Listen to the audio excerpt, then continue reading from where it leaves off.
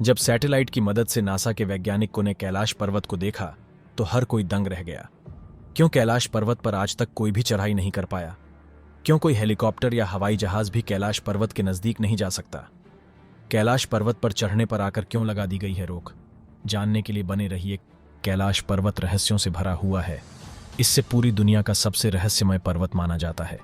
ये भगवान शिव का निवास स्थान माना जाता है और कहा जाता है कि देवों के देव महादेव आज भी अपने पूरे परिवार के साथ पर्वत पर विराजमान है। मनुष्य, जानवर, देवी देवताओं से लेकर राक्षस तक हर कोई भगवान शिव की आराधना करता है। कुछ लोगों का यह भी मानना है कि कैलाश पर्वत की चारों दिशाएं कीमती रत्नों से बनी हुई है, जिसमें इस फाटक माणिक, सोना और नीलम शामिल है। इस पर्वत से ब्रह्मपुत्र, सतलुज, घाघरा और सिंधु जैसी नदियां निकलती हैं। मानसरोवर लेक और राक्षस ताल झील भी कैलाश पर्वत के छोरों पर मौजूद है। आज तक ना जाने कितने लोगों ने कैलाश पर्वत पर चढ़ाई करने की कोशिश की है, लेकिन एक भी पर्वतारोही इसमें सफल नहीं हो पाया है। कैलाश पर्वत की ऊंचाई माउंट एवरेस्ट से 2200 मीटर कम है, लेकिन इसके बावजूद माउंट एवरेस्ट की चोटी पर आज तक 6000 से अधिक लोग चढ़ाई कर चुके हैं। लेकिन कैलाश पर्वत की चोटी अभी तक इंसानों से अछूती है।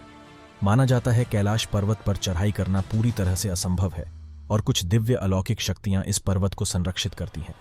कुछ लोगों का यह भी मानना है कि कलयुग के मनुष्य में इतना सामर्थ्य नहीं है जो शारीरिक, मानसिक एवं आत्मिक रूप से पूरी तरह पवित्र है। जिसका मन शुद्ध है, केवल वही व्यक्ति इस पर्वत की चढ़ाई कर सकता है और आज के समय में ऐसे आध्यात्मिक लोग मौजूद नहीं हैं। 20वीं शताब्दी के दौरान अनेक लोगों ने इस पर्वत की चढ़ाई करने की कोशिश की है।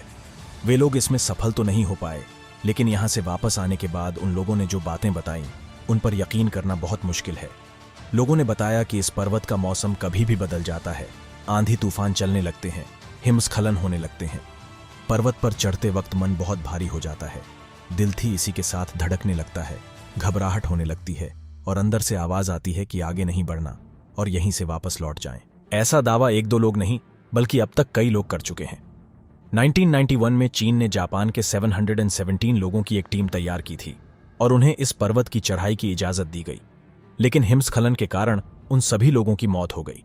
एक बार कुछ पर्वतारोही इस पर्वत पर चढ़ाई के लिए निकले थे, लेकिन 8 दिन में ही वे वापस आ गए और जब वे लोग वापस आए तो उन सभी की आंखें अंदर धंस गए।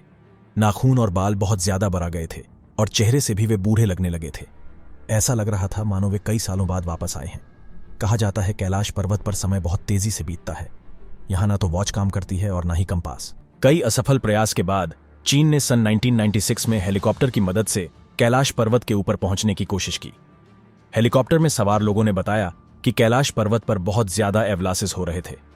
भयंकर तूफान आया हुआ था। अचानक तेज बर्फबारी शुरू हो गई। वो दिशा भटकने लगे। उनके हेलीकॉप्टर के इंजन में खराबी आने लगी और नेविगेशन में भी काम करना बंद कर दिया और यहां तक कि फ्यूल मीटर भी ठप पड़ गया। इसीलिए हेलीकॉप्टर वहां से वापस लौट गया। साल 2001 के बाद चीन ने इस पर्वत की चढ़ाई पर रोक लगा दी, लेकिन साल 2004 में रूस के एक व्यक्ति अपने बेटे के साथ पर्वत पर चढ़ने के लिए अवैध तरीके से पहुंचे। उन्होंने पर्वत की बासी के नीचे एक कैंप लगाया। इस दौरान उन बाप बेटी ने देखा कि अचानक आसमान से कुछ लाइट के गोले गिर रहे हैं। वे काफी चमकदार थे और साथ ही स्वस्तिक के चिन्ह की आकृति भी उन्हें नजर आए। एक और वैज्ञानिकों ने कैलाश पर्वत पर काफी रिसर्च की। उन्होंने अपनी किताब में बताया कि कैलाश पर्वत प्राकृतिक नहीं है, बल्कि इसे इंसानों द्वारा या फिर किसी अदृश्य शक्ति द्वारा बनाया गया है। यह देखने में किसी पिरामिड जैसा नजर आता है। वैज्ञानिक ये भी दावा कर चुके हैं कि 10 करोड़ साल पहले इस स्थान पर एक समुद्र हुआ करता था। यह भी कहा जाता है कि इस पर्वत के पास डमरू और ओम की ध्वनि सुनाई देती है। लोग कैलाश पर्वत को एक विशाल शिवलिंग के आकार का भी मानते हैं।